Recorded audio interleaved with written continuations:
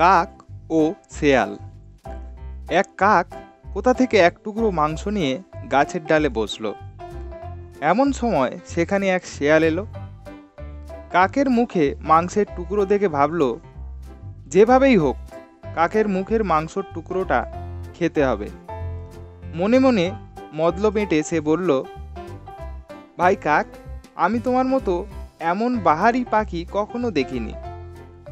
তোমার কেমন পাখা, কেমন চোখ, কেমন ঘাড়, কেমন বুক। দেখো ভাই, তোমার সবই সুন্দর, শুধু দুঃখের কথা এই যে তুমি বোবা।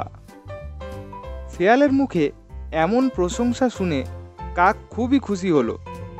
সে আপন মনে বলল, শেয়াল ভেবেছে আমি বোবা, এই সময় যদি আমি ডাকি তবে শেয়াল একেবারে মোহিত হয়ে যাবে। এই ভেবে মুখ হাঁ করে কাক যেমন ডাকতে গেল অমনি তার মুখের মাংস মাটিতে পড়ে গেল। শেয়াল তখন তাড়াতাড়ি ওই মাংসের টুকরো উঠিয়ে নিয়ে খেতে খেতে চলে গেল। তাই দেখে কাক থ হয়ে বসে রইল। বন্ধুরা, এই রকম আরও মজার মজার গল্প দেখতে আমাদের এই চ্যানেলটিকে সাবস্ক্রাইব করুন। আর ভিডিওটি ভালো লেগে থাকলে লাইক এবং শেয়ার করে দিতে ভুলো না কিন্তু।